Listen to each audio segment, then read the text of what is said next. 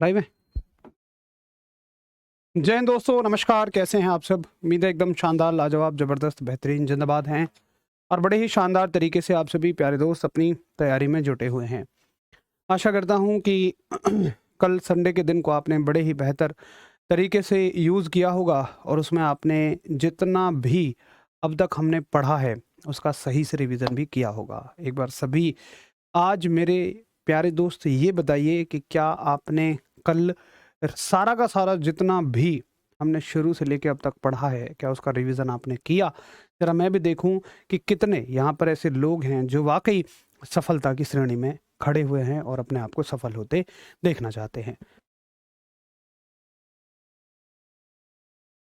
चलो, तब तक मैं सैटरडे की क्लास से यानी शनिवार की क्लास से एक सवाल लिखता हूँ और उस दिन हमने एक बड़ा ही खूबसूरत कॉन्सेप्ट सीखा जिसका नाम था पृष्ठ तनाव। तो आप सभी मुझे पृष्ठ तनाव का मात्रक बताएंगे। पृष्ठ तनाव का मात्रक आप सभी बता रहे होंगे, यानी कि unit of surface tension. Unit of surface tension आप सभी मुझे बताएंगे और फिर हम आज इस दाब यानी कि प्रेशर के चैप्टर को ख़त्म करेंगे। समय बचेगा तो इसके PYQ आज लगा लेंगे, बाकी कुछ कल लगा लेंगे। नहीं होगा तो कोई बात नहीं है, कल की क्लास में हम इसके PYQ लगा रहे होंगे। चलो, सभी को गुड इवनिंग, राम राम। और कुछ नो के रिप्लाई आ रहे हैं, कुछ यस के आ रहे हैं। हाँ सर, सब याद है, पूछ लीजिए। धीरज, बहुत बढ़िया। ये कॉन्फिडेंस सभी के अंदर होना चाहिए, बड़ी अच्छी बात है। पूरा रिवीजन किया है, वेरी गुड।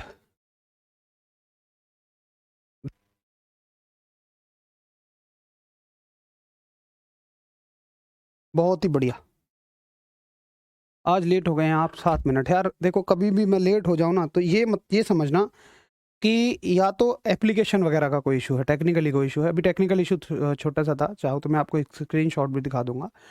क्योंकि जितनी जिम्मेदारी, मतलब जितना आप लोग समझते हैं ना, उतनी चिंता हमें कहीं ज़्यादा होती है आपकी क्लास लेट शुरू होने पे। तो हम लोग क्या स्क्रीनशॉट लेते हैं जब भी क्लास टेक्निकल इशू की वजह से लेट होती है, या कभी मैं अपने कारण से लेट होना तो समझ लेना वो जेन्युइन कारण ही हुआ होगा, क्योंकि मैं इन चीज़ों में बिल्कुल भी लापरवाह नहीं होता हूँ। तो सभी का बहुत शानदार आंसर है। और जो बच्चे रिवीजन के लिए कह रहे हैं कि नहीं किया है, हालांकि मैं उनकी ईमानदारी के लिए उन्हें अप्रिशिएट करता हूं, लेकिन मेरे भाइयों, रिवीजन आप ज़रूर किया करो। संडे का दिन जो मिला करे उसमें जितना भी आपने पढ़ा हुआ करे उसका रिवीजन अवश्य किया करो। तो इसका मात्रक क्या हो जाएगा? न्यूटन पर मीटर। ये भी बहुत बढ़िया जवाब है आप सभी का। अगर रिवीजन के बाद भी, रिवीजन ना होने के बाद भी आप इसका जवाब दे पा रहे हैं तो वाकई आपकी मेहनत फिर अच्छी चल रही है। चलो, अब आगे बढ़ते हैं और आगे बढ़कर हम देखेंगे अगले मुद्दों को। तो तरल का दाब चला हुआ है, यानी कि ठोस का दाब खत्म हो गया और आपका द्रव का दाब चला हुआ है। सॉलिड का प्रेशर ओवर हो चुका है और अब हम बात कर रहे हैं फ्लूइड प्रेशर की, यानी द्रव के दाब की, लिक्विड प्रेशर की। और लिक्विड प्रेशर में हमने बहुत सारे कॉन्सेप्ट सीख लिए हैं, कुछ और भी कॉन्सेप्ट इसमें बचे हुए हैं। वन बाय वन सभी को कंप्लीट करेंगे। जैसे एक बड़ा ही नाइस कॉन्सेप्ट है इसमें, और इसका नाम है जल का असामान्य प्रसार। जल का असामान्य प्रसार, यानी कि एब normal expansion, abnormal expansion of water. देखिए, दुनिया की बाकी सारी वस्तुएं पानी को छोड़ के, पानी को छोड़कर दुनिया की बाकी सारी वस्तुओं को अगर गर्म किया जाए, अगर उनका टेम्परेचर बढ़ाया जाए तो वो पिघलती हैं। और पिघलने का मतलब क्या है? कि वो फैलती हैं। क्या मैं सही कह रहा हूँ?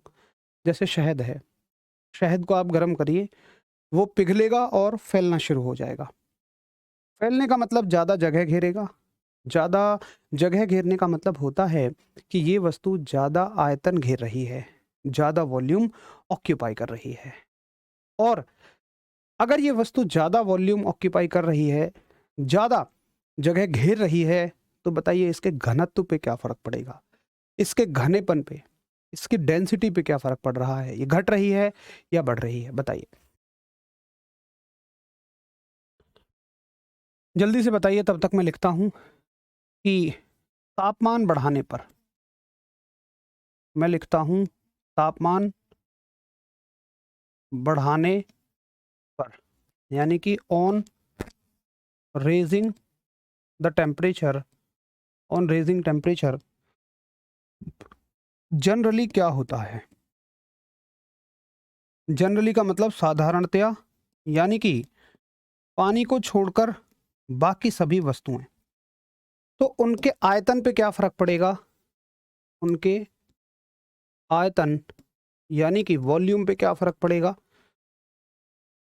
और उनके घनत्व यानी कि डेंसिटी पे क्या फर्क पड़ेगा। तो बहुत बढ़िया, आप सभी कह रहे हैं कि घनत्व ना कम हो जाएगा, बिल्कुल सही बात है। तो अगर साधारणतया क्या होगा कि उसका आयतन बढ़ेगा, यानी कि ये इंक्रीज करेगा, इंग्लिश वाले इंक्रीज लिखेंगे, और घनत्व क्या होगा, घट जाएगा, क्योंकि वो चीज फैल रही है। फैलने पे साधारणतया किसी भी वस्तु का घनत्व घटता है। सिकुड़ने पे, सिकुड़ने पे उसके अणु नजदीक आते हैं और उसका घनत्व बढ़ता है। फैलने पे डेंसिटी जो होती है, घनत्व जो होता है, वो घटता है। ठीक है, लेकिन अगर मैं पानी की बात करूंगा, अगर मैं जल की बात करूंगा, अगर मैं वाटर की बात करूंगा, और कहां से कहां तक, अगर पानी का तुम 0 डिग्री सेंटीग्रेड से, 0 डिग्री सेंटीग्रेड से 4 डिग्री सेंटीग्रेड तक टेम्परेचर लेके जाओगे, अगर पानी का टेम्परेचर तुम 0 डिग्री सेंटीग्रेड से 4 डिग्री सेंटीग्रेड तक लेके जाओगे, तो ये दुनिया की बाकी सारी चीजों की तरह व्यवहार नहीं करेगा, ये उल्टा व्यवहार करेगा। ये फैलने की बजाय सिकुड़ेगा। 0 से 4 डिग्री सेंटीग्रेड गर्म करने पर ये सिकुड़ता है।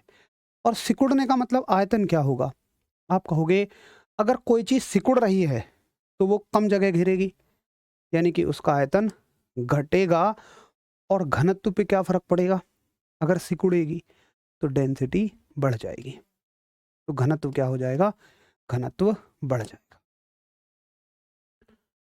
तो एक बार आप सभी बताइए कि क्या आपको जल का नेचर समझ में आ गया। अब बहुत सारे बच्चे सोचेंगे ऐसा क्यों होता है, तो फिर वो 12th क्लास की केमिस्ट्री में रीजन आप समझेंगे।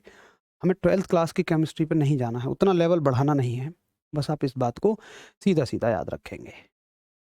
कुछ बच्चे कहते हैं कि 4 डिग्री सेंटीग्रेड के बाद क्या होगा, जैसा दुनिया की बाकी सारी चीज़ें करती हैं, बाकी सारी चीज़ें गर्म करने पे फैलती हैं, ये भी फैलेगा।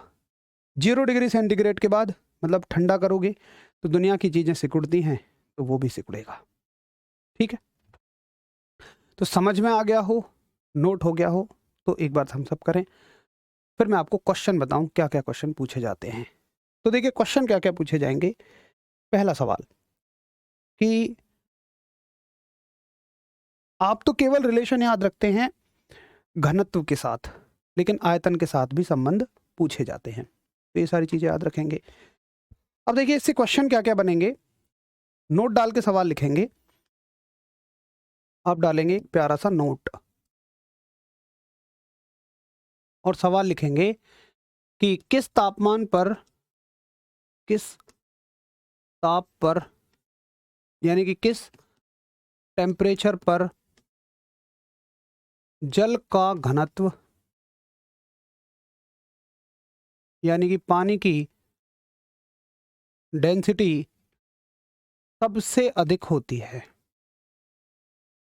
सबसे अधिक होती है। तो आप सभी इस आंसर को जानते हैं, 4 डिग्री सेंटीग्रेड, कितना, 4 डिग्री सेंटीग्रेड पर पानी की जो डेंसिटी है ये सबसे ज्यादा होती है। ठीक है, आप ये नोट डाल के लिखेंगे। अगला एक अच्छा सवाल इससे पूछा जाता है, देखो आप सभी 4 डिग्री सेंटीग्रेड पे डेंसिटी मैक्सिमम होती है, घनत्व अधिकतम होता है, इस बात को समझ जाते हैं। लेकिन जब सवाल आता है कि 4 डिग्री सेंटीग्रेड पर जल का आयतन होता है, जल का आयतन मैंने शॉर्ट में लिखा वॉल्यूम होता है। तो आप सभी याद रखेंगे कि 4 डिग्री सेंटीग्रेड पर जो पानी का आयतन होता है, देखो घनत्व सबसे अधिक होता है लेकिन आयतन सबसे कम होता है। तो यहाँ पे आप सभी कंफ्यूज हो जाते हैं क्योंकि आप सबको बस एक बात पता है, घनत्व सबसे अधिक है। चलो सभी को बढ़िया समझ आया, आपके पढ़ाने का तरीका अच्छा है, आपका अच्छा समझ में आता है, वेरी गुड, बहुत सारा आभार सभी को। और आप सभी भी वाकई बड़ी मेहनत से पढ़ रहे हैं, इसलिए चीज़ें आपको समझ में आ रही हैं। तो 2 क्वेश्चन तो ये तैयार हो गए, अभी नोट हो गया हो तो फिर मैं आपको और क्वेश्चंस पे लेकर चलूंगा।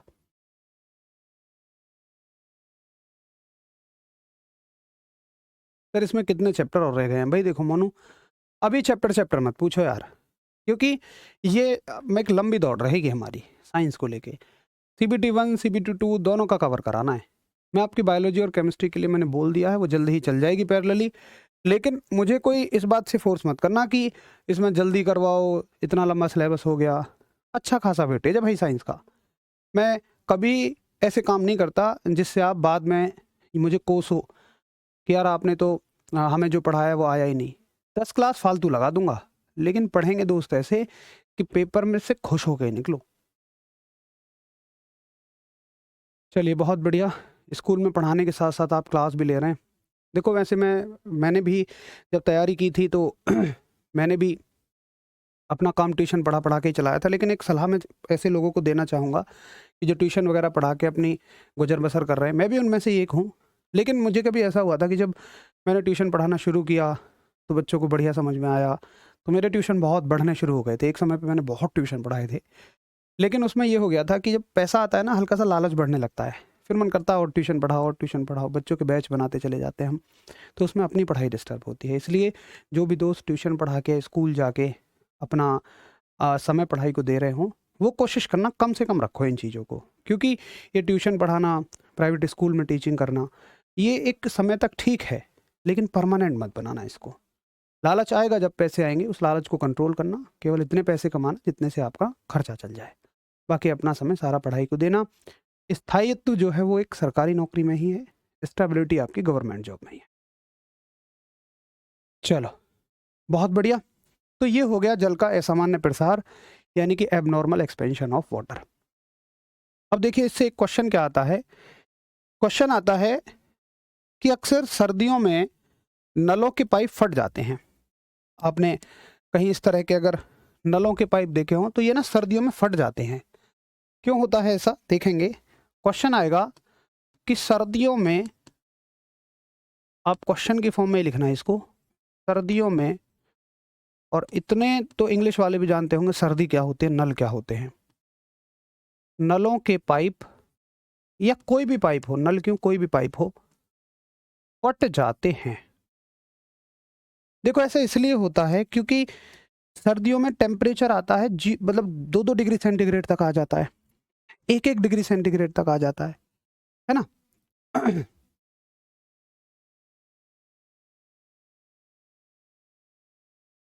1-1 डिग्री सेंटीग्रेड तक टेम्परेचर आ जाता है। तो ऐसा क्या होता है, जब टेम्परेचर 1 डिग्री सेंटीग्रेड तक आ रहा है, इसका मतलब वो 4 से 1 आया है, और जब ये 4 से 1 आया है तो क्या हो रहा है, ठंडा हो रहा है। ठंडे होने पे दुनिया की बाकी चीजें सिकुड़ेंगी, लेकिन ये फैलेगा। अब भाई पाइप में तो नहीं है फैलने की जगह, पाइप कोई रबर की थोड़ी है, कॉपर की है, लोहे की है, तो ये पाइप को फाड़ देता है। तो आप कहेंगे कि इसका रीजन क्या है, इसका रीजन ये है कि ठंडा होने पर जल सिकुड़ता है, ओ सॉरी फैलता है। ठंडा होने पर जल फैलता है, फैलने का मतलब ये एक्सपेंड होता है। ठंडा होने पर जल फैलता है। बोलो क्लियर है? अच्छा एक सवाल और बनेगा यहां से कि सर्दियों में सर्दियों में सर्दियों में झील में मछलियां मछलियां जीवित रहती हैं। तो सर्दियों में जहां टेम्परेचर 0 डिग्री सेंटीग्रेड तक चला जाता है तो ऊपर का पानी जम जाता है, लेकिन नीचे का पानी फैलने पे मतलब ठंडा होने पे सिकुड़ेगा नहीं, सिकुड़ेगा नहीं, वो क्या होगा, फैलेगा। फैलेगा तो बर्फ थोड़ी बनेगा, पानी बनेगा। तो आप कहोगे इसका रीजन भी यही है, ठीक है, कि ठंडा होने पर जल फैलता है। तो इसका रीजन चाहो आप कैसे करके भी मार्क कर देना, यही इसका रीजन है।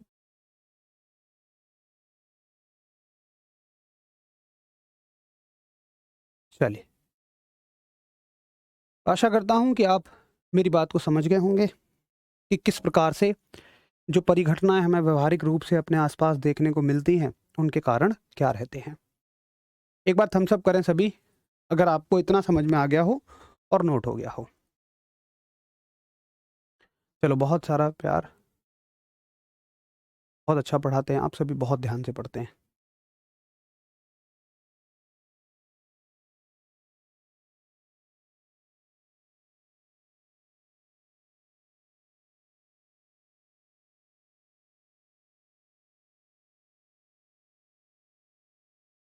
बहुत बढ़िया।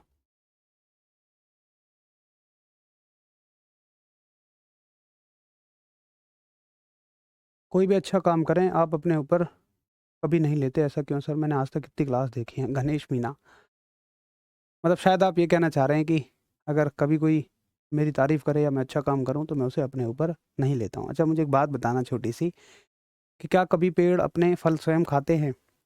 ये तो तुमने छोटे में भी पढ़ी होगी, छोटी क्लास में जब तुम थे। क्या नदियाँ कभी स्वयं अपना पानी पीती हैं? क्या कुआं कभी अपना जल स्वयं पीता है? मतलब मैं तो मानता भी हूँ कि अगर आप अच्छा काम कर रहे हैं, मान लो मैं एक अध्यापक के तौर पे हूँ इस सृष्टि में, और आप सबको कुछ भी दे पा रहा हूँ जिससे आप संतुष्ट हैं पढ़ाई लिखाई में, तो फिर मैं इसमें अपना कुछ नहीं मानता।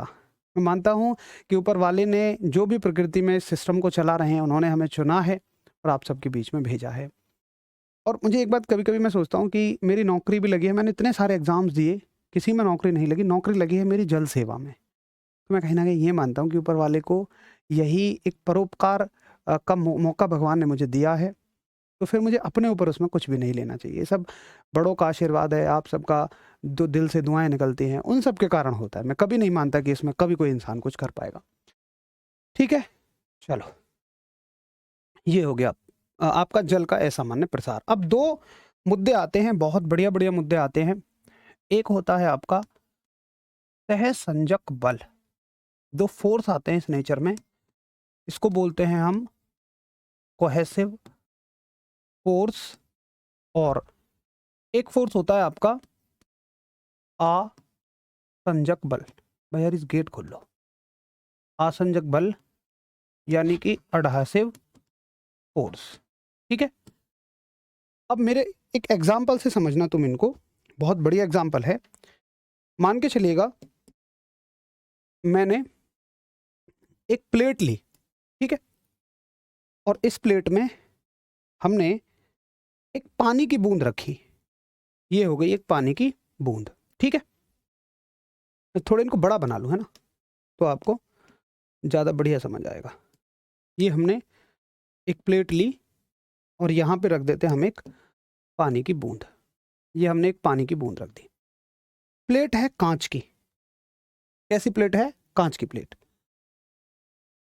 ये है हमारी कांच की प्लेट, और ये है मान लो पानी की बूंद।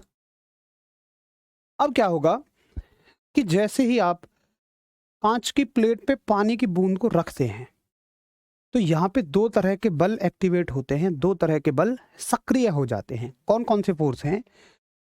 देखिए, एक फोर्स तो लगेगा पानी की बूंद के खुद के अणुओं के बीच। पानी की एक बूंद में बहुत सारे अणु हैं, मॉलिक्यूल्स हैं, तो इनके खुद के बीच लगेगा जो इसे बांधे रखेगा। और ये हमेशा चाहेगा कि सारे अणु एक दूसरे से बंधे रहें, सारे अणु एक दूसरे से बंधे रहें। तो एक बल लगेगा पानी के अणुओं के खुद के बीच, जो ये चाहेगा कि ये अणु कैसे रहें, एक दूसरे से बंधे हुए रहें, ऐसे करके लगेगा। और ऐसा नहीं है केवल पानी के बीच लग रहा है, ये प्लेट के अणुओं के बीच भी लग रहा है। यानी कि एक ऐसा बल होता है जो समान प्रकार के अणुओं के बीच लगता है। यानी कि पानी के अणु के बीच है तो दूसरा भी पानी का अणु ही होगा। प्लेट है, प्लेट के अणु हैं तो प्लेट के अणुओं के बीच ही लगेगा। ये पेन है तो पेन के मॉलिक्यूल्स को जो बांध के रख रहा है वो भी एक फोर्स है।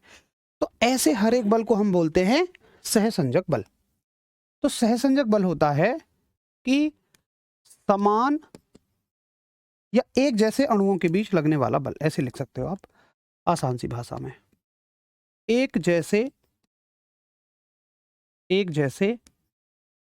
अणुओं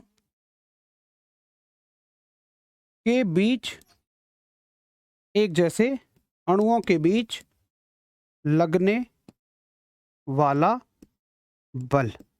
यानी कि आप कहोगे the force acting between same type of molecules. The force acting between same type of molecules. ठीक है, लेकिन यहां पे एक बल और है जो काम कर रहा है। किस किस के बीच में? ये बल काम करेगा पानी के अणु और प्लेट के बीच में, एक फोर्स ऐसा भी लगेगा। तो ये कौन सा बल है? ये बल है जो अलग अलग तरह के अणुओं के बीच लग रहा है, जो डिफरेंट मॉलिक्यूल्स के बीच लग रहा है। एक पानी का अणु है, एक अणु आपका प्लेट का है, कांच की प्लेट का, अलग अलग अणु है। तो आप कहोगे कि विभिन्न अणुओं के बीच लगने वाला बल। आप ऐसे कहोगे कि विभिन्न अणुओं के बीच लगने वाला बल, एक ऐसा फोर्स जो डिफरेंट टाइप ऑफ मॉलिक्यूल्स के बीच में लगता है। यानी कि force acting between different type of molecules. Force acting between different types of molecules. समझते रहना एक एक बात को, मजा आ जाएगा। तो एक सवाल तो यहीं से आपका तैयार हो गया कि ससंजक बल क्या होता है और असंजक बल क्या होता है। ठीक है, अब देखिए दूसरा को और कलर से ले लेते हैं ताकि हमें थोड़ा पता रहे। अब देखो एक बात, आपसे सवाल पूछा जाएगा, मुझे बताइए कि जो कांच की प्लेट में अगर पानी रखा हुआ है तो जो पानी की बूंद है कांच की प्लेट से चिपक जाएगी। सही कह रहा हूं मैं? यानी कि मुझे बताओ कौन सा फोर्स यहां जीता? ये वाला फोर्स जो है, जो सेम मॉलिक्यूल्स के बीच लग रहा है, समान अणुओं के बीच लग रहा है, ये कह रहा है ओए इससे मत चिपकियो। लेकिन ये फोर्स क्या कह रहा है? अरे भाई इसकी बात मत माना, चिपक जा, आ जाओ। तो मुझे बताओ, पानी की बूंद तो कांच की प्लेट से चिपक जाती है, तो मुझे बताओ यहां कौन सा बल जीता? आप कहोगे ऑब्वियसली यहां पर जीता है आपका आसंजक बल यानी एडहेसिव फोर्स। तो सवाल आएगा कि कांच की प्लेट पानी को भिगो देती है। क्वेश्चन आएगा आपका यहां, कांच की प्लेट नहीं, पानी की बूंद, सॉरी, या पानी कह दो सिंपल, पानी कांच की प्लेट को भिगो देता है। भिगोने का मतलब वेट कर देता है। इसका कारण क्या है? तो देखो ये एक ऐसा फोर्स है, इसको शॉर्ट में लिख लेते हैं कोहेसिव फोर्स, FC लिख दिया मैंने शॉर्ट में, और इसको लिख देता हूं FA। तो यहां पे कौन सा बल ज्यादा है? आप कहोगे क्योंकि जो कोहेसिव फोर्स है, सॉरी एडहेसिव फोर्स है, वो ज्यादा होता है कोहेसिव फोर्स से। ठीक है, अब देखिए अगला सवाल आएगा, अगला सवाल आपसे आएगा कि पारा यानी कि मरकरी, MERCURY, मरकरी कांच की प्लेट को नहीं भिगोता। मरकरी कांच की प्लेट को नहीं भिगोता। ये बड़ी गजब बात है। पहले तो तुम ये जानो मरकरी क्या होता है, चलो पानी तो सबने देखा है। अब देखिए मरकरी, देखो तुम पहले, ये होती है मरकरी। यार वीडियो तुमने वो हटा लिया, वीडियो चलेगी मुश्किल। देखो वीडियो लगाओ जल्दी से। 1 सेकंड भाई, पेन ड्राइव मत हटाया करो। बताता हूँ मैं एक बार वीडियो को। आज तक काफ़ी एग्ज़ाम दे हैं, सिलेक्शन भी लिया है, जहाँ तक फिजिक्स भी खूब पढ़ी थी लेकिन इतनी अच्छी नहीं। अरे वाह मेरे शेर। चलो भाई, कोशिश है, और अगर कोशिश सफल हो रही है तो एक संतुष्टि भी मिलती है, आगे और ज़्यादा मेहनत करने की प्रेरणा भी आती है। कोशिश करूँगा कि जैसे अब तक आपकी संतुष्टि बनी रही है, वैसे ही सारे बाकी सिलेबस में, बाकी चैप्टर्स में भी आपकी संतुष्टि ऐसे ही बनी रहे।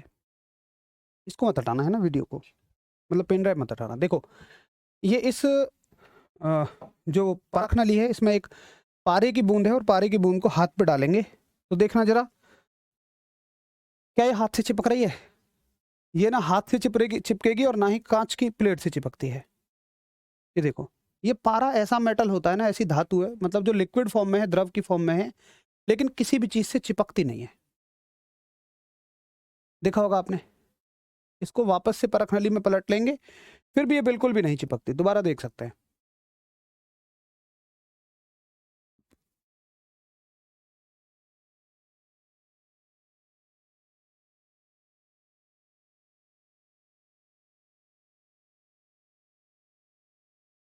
है ना? तो आप सभी ने इसको देख लिया होगा। तो जैसे ये हाथ से नहीं चिपक रही, वैसे ही ये कांच की प्लेट से भी नहीं चिपकती है, क्योंकि इसमें जो सेम मॉलिक्यूल्स के बीच लगने वाला फोर्स है, जिसको हम कोहेसिव फोर्स कह रहे हैं, वो बहुत ज्यादा होता है किससे? हाथ और अ, खुद की बूंद के बीच लगने वाले फोर्स से, जिसको आप एडहेसिव यानी कि ससंजक बल कहोगे। तो उसमें कोहेसिव फोर्स ज्यादा हो जाता है। ठीक है, जो भी चीज नहीं चिपकेगी उसके बीच में क्या है? कोहेसिव फोर्स ज्यादा है। अब देखो, चिपकने वाली एक चीज बताऊं, जैसे फेविकॉल है, तो फेविकॉल की डब्बी पे देखना, उस पर साफ साफ लिखा होता है एडहेसिव।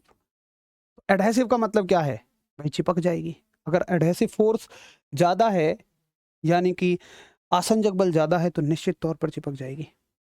तो इस प्रकार के सवाल इससे सीधे सीधे आते हैं। 4 सवाल तैयार हो गए। 1 2 3 4। एक बार सभी नोट करेंगे और थम्स अप कर देंगे जब ये नोट हो जाए।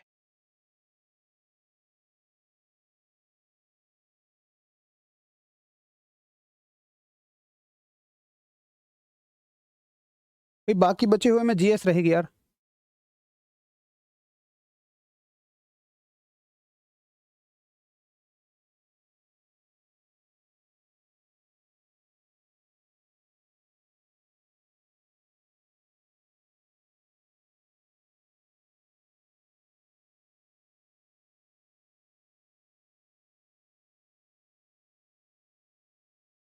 चलो, बच्चे कह रहे हैं मैंने देखा पहली बार, सुना बहुत बार था।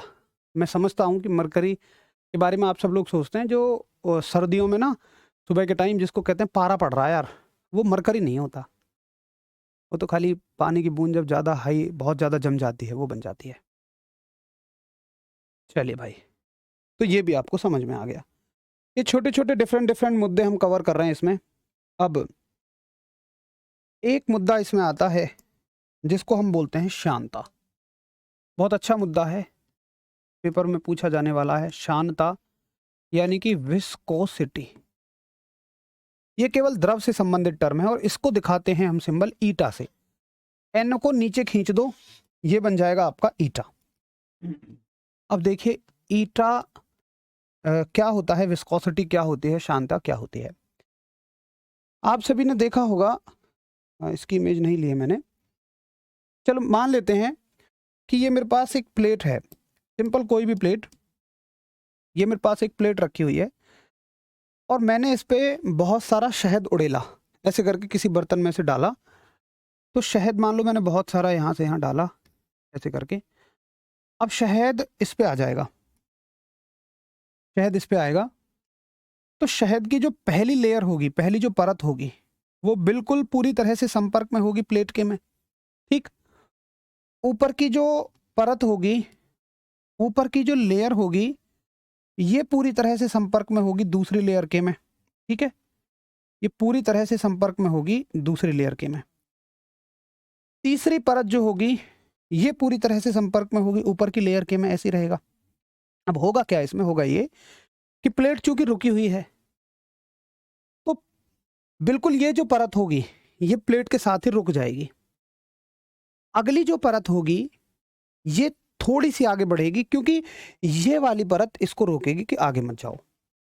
फिर इसके ऊपर वाली परत और थोड़ी सी ज़्यादा आगे बढ़ेगी, लेकिन ये रेड वाली परत लेयर वाइट वाली को रोकेगी। ऐसे ही वाइट वाली मान लो इस ऊपर वाली परत को रोकेगी, ग्रीन वाली को रोकेगी, है ना। तो शहद वैसे भी दिख जाता है, लेयर बाय लेयर फ्लो होता है, परत दर परत, हर लिक्विड परत दर परत फ्लो होता है। लेकिन जो ज़्यादा घने लिक्विड होते हैं उनमें हमें ये चीज़ दिख जाती है। तो हमें ये देखने को मिल रहा है कि जैसे ठोसों में जो गति का विरोध करता है, जिसको हम घर्षण बल कहते हैं, फ्रिक्शन फोर्स कहते हैं सॉलिड्स में, वैसे ही लिक्विड्स में भी गति का विरोध हो रहा है। लिक्विड्स में भी गति का विरोध हो रहा है, यानी एक बल है जो हर लेयर के बीच में लगा हुआ है। थोड़ा सा पतला करते हैं इसको। एक बल है जो हर लेयर के बीच में लगा हुआ है, यहाँ भी लगा हुआ है, यहाँ भी लगा हुआ है, यहाँ भी लगा हुआ है। हर लेयर के बीच में ये काम कर रहा है और हर एक ऊपर की लेयर को आगे बढ़ने से रोक रहा है। इसी को हम क्या कहते हैं? इसी घर्षण बल को हम शांता कहते हैं। इसी को हम कहते हैं शांता, यानी कि विस्कोसिटी। तो शांता का मायने क्या हो जाएंगे? विस्कोसिटी के मायने क्या हो जाएंगे? आप कहोगे द्रवों में लगने वाला घर्षण बल, द्रवों में लगने वाला घर्षण बल, यानी कि फ्रिक्शनल फोर्स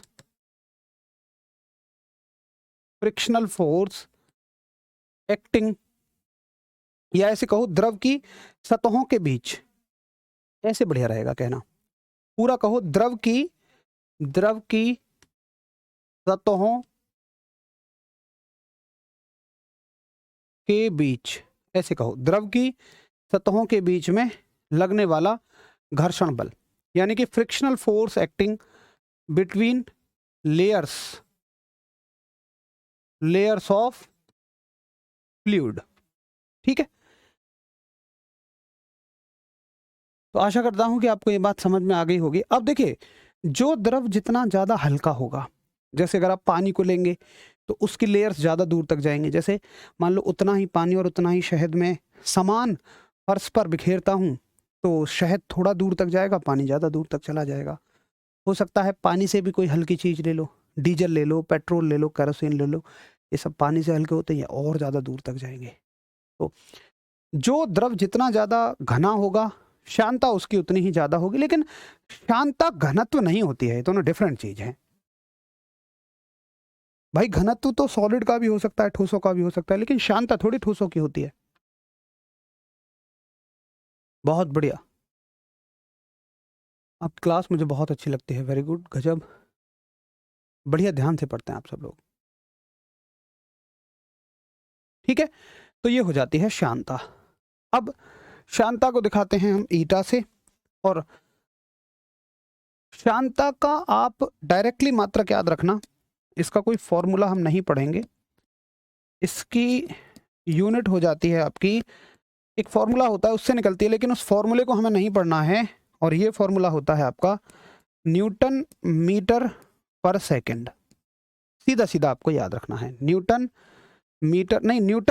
पर मीटर सेकंड, सॉरी, न्यूटन पर मीटर सेकंड। फॉर्मूला होता है आपका F बराबर 6π/RV, F अपॉन, मुझे भी रटी हुई नहीं है, मैंने भी चीज़ों को ऐसे ही सीखा हुआ है, न्यूटन पर मीटर, और ये मीटर सेकंड, न्यूटन सेकंड पर मीटर स्क्वायर, सॉरी, इसकी यूनिट होगी न्यूटन सेकंड पर मीटर स्क्वायर। मैं हमेशा इस फॉर्मूले से याद रखता हूँ, लेकिन ये फॉर्मूला आपको नहीं पढ़ना है, बस आपको इसका मात्रक याद रखना है। और मात्रक याद हो गया तो निश्चित ही हम इसकी डायमेंशन यानी विमा भी निकाल लेंगे। ये कहाँ से आया, इसको थोड़ा सा प्लीज़ डायरेक्ट याद रखो, क्योंकि इसके लिए हमें कोई बड़ा लंबा चौड़ा फॉर्मूला नहीं पढ़ना। न्यूटन के लिए आप क्या लिखेंगे, ml T-2, सेकंड के लिए T लिखेंगे, और मीटर के लिए L की पावर 2। तो ये हो जाएगी m, L की पावर 1 है, 2 हैं, ऊपर जाके -1 हो जाएगी, और T की पावर -1 हो जाएगी। तो m L inverse T inverse. ठीक है,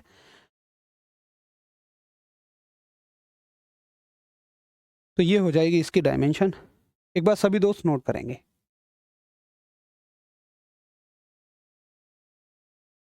बहुत बढ़िया, बिल्कुल मशीनों में इसका प्रयोग होता है, इंजीनियरिंग में बड़े अच्छे स्तर पे इसका यूज होता है।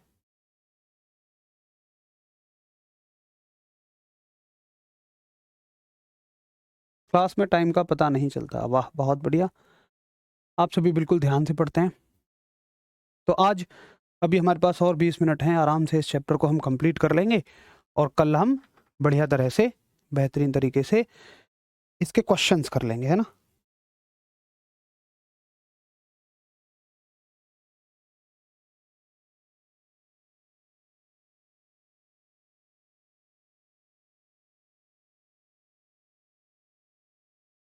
ठीक है, चलिए, तो ये चीज आपको बढ़िया से समझ में आ गई। अब देखो, इस चैप्टर का एक लास्ट कॉन्सेप्ट बचा हुआ है, आशा करूंगा ये नोट हो गया होगा। एक लास्ट कॉन्सेप्ट है और बड़ा ही नाइस कॉन्सेप्ट है, जिसका नाम है बर्नौली की पिरामिड।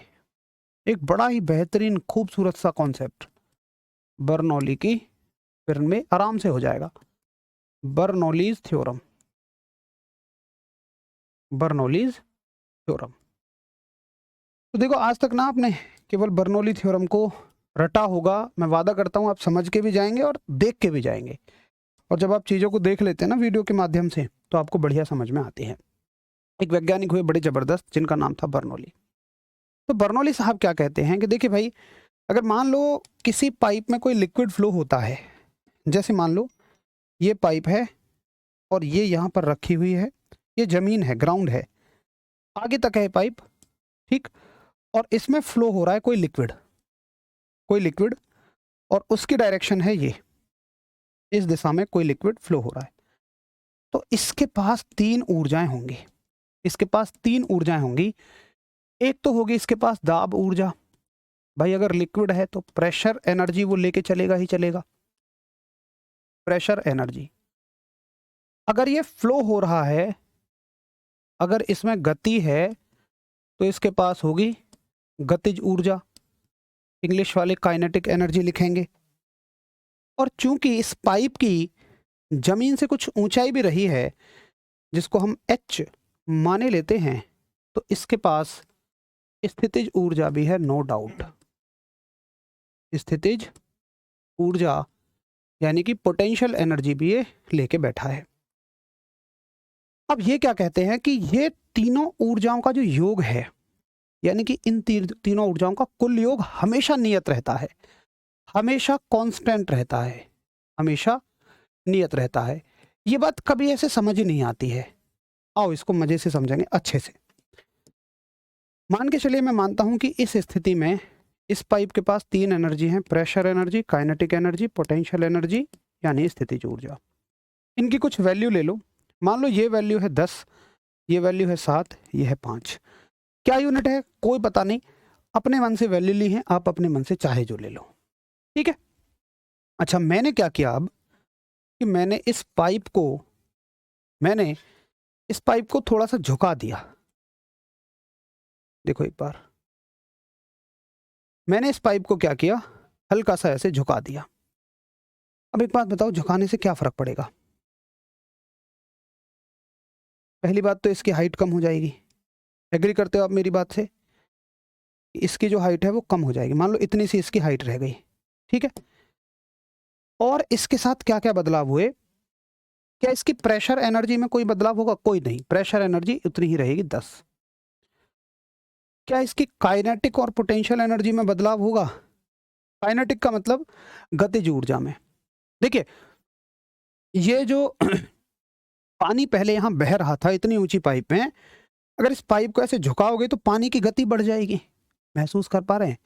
मान लो पानी की गति बढ़ गई, 7 से हो गई 9, लेकिन देखें इसकी ऊंचाई कम हो गई है भाई, ऊंचाई मान लो 5 से हो गई 3। अब देखो, मैंने ना जितनी यहाँ गतिज ऊर्जा को बढ़ाया है, 2 बढ़ाया है, तो मैंने इसको 2 घटा दिया है। और क्यों घटाया है आप समझ गए, यानी कि अगर एक ऊर्जा बढ़ेगी, दूसरी को घटना पड़ेगा, ताकि तीनों का कुल योग नियत रह सके, टोटल वैल्यू फिक्स रह सके। यहां निकालना टोटल वैल्यू, 7 5 12 और 10 22, और यहाँ भी टोटल वैल्यू 9 और 3 12 और 10 22।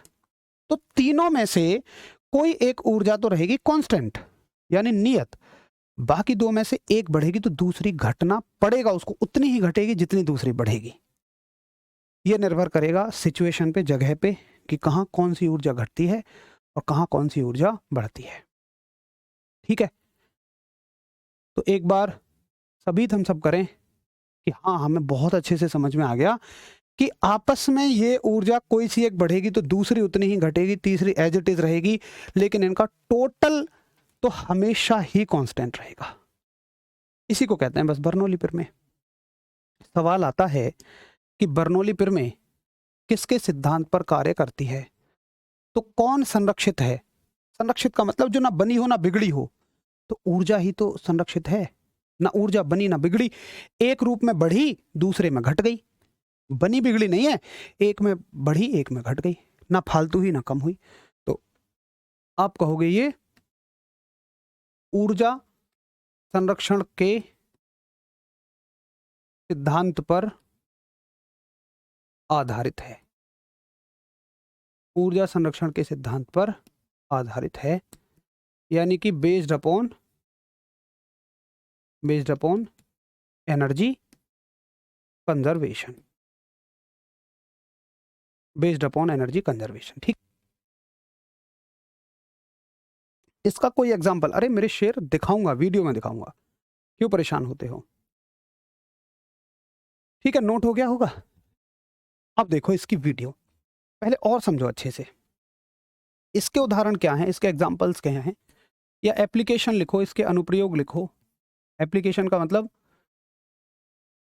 अगर इस पर कोई मशीन काम करती है या किसी घटना को इसकी मदद से समझाया जाता हो।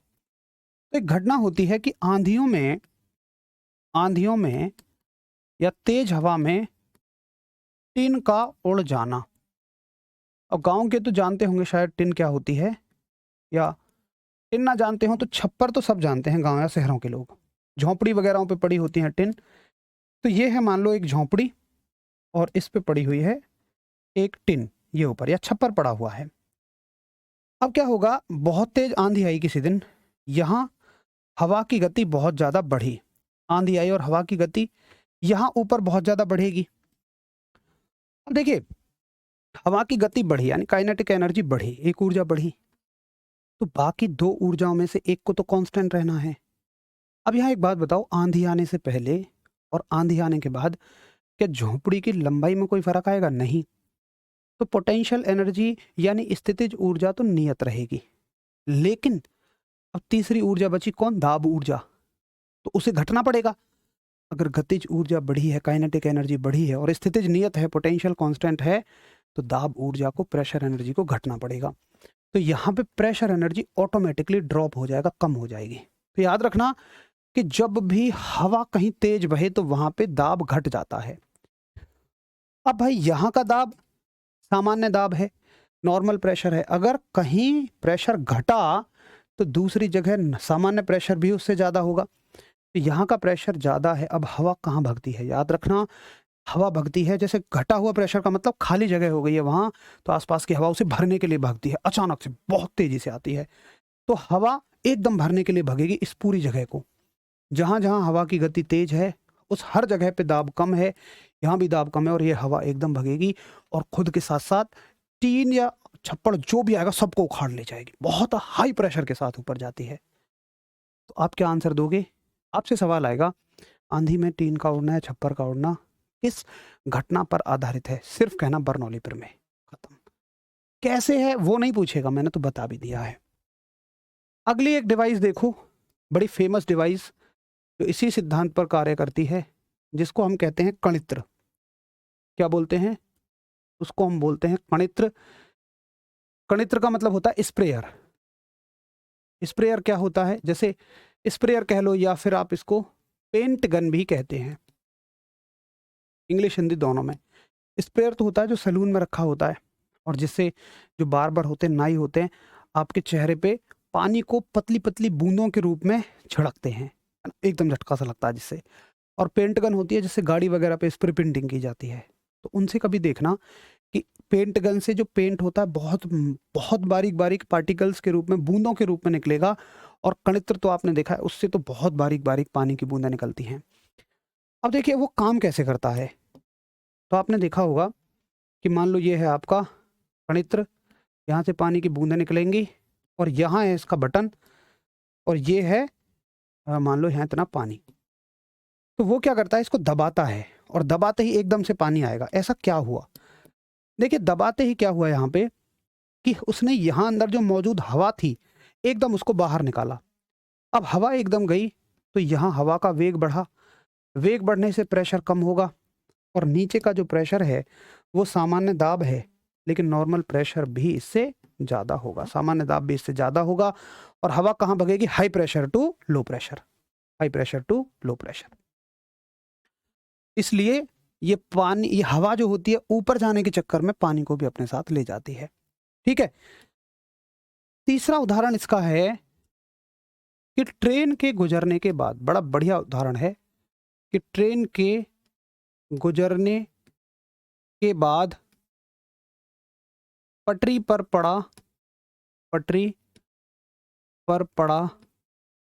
कूड़ा उसके पीछे चल देता है। आपने देखा होगा जब ट्रेन किसी प्लेटफॉर्म से जाती है तो ट्रेन के गुजरने के बाद जो पटरी पे पड़ी हुई खाली पन्नी, खाली बोतलें, ये सब ट्रेन के पीछे पीछे चलना शुरू कर देती हैं। क्यों, देखो जैसे मान लो ये है ट्रेन, ठीक है, ये ट्रेन है और ये इस डायरेक्शन में जा रही है और ये है इनकी पटरी, ये है इसकी पटरी। अरे यार, ठीक है, तो जब ट्रेन बहुत तेजी से गई है तो यहाँ पे हवा का वेग बहुत बढ़ाया, वेग बढ़ने से प्रेशर कम हुआ और आसपास का प्रेशर ज़्यादा है, तो उच्च प्रेशर से निम्न प्रेशर पे हवा एकदम से इधर की साइड भगेगी और भगने के साथ वो जो भी कूड़ा करकट वहाँ पड़ा होगा उसको अपनी ओर खींच ले जाएगी। ठीक है, तो आशा करूँगा कि आप मेरी बात को बड़े अच्छे तरीके से समझ गए होंगे कि किस तरीके से बर्नौली की प्रमेय काम करती है। अगर हाँ तो मैं आपको एक वीडियो और दिखाऊंगा। भैया एक वीडियो और लगाओ, दूसरी वाली वो लगा दी थी ड्रायर वाली, पक्का? चलो एक बार नोट करो इसको 1 मिनट में, फिर हम चलाते हैं। अच्छा ठीक है, मैं चला के देख लेता हूँ। ये तो पहले की लगी हुई है यार, मुश्किल चलेगी मुझे लगता है। चलो चल तो रही है, ठीक है, चलो फटाफट आप नोट करो, फिर एक बार देख लेते हैं।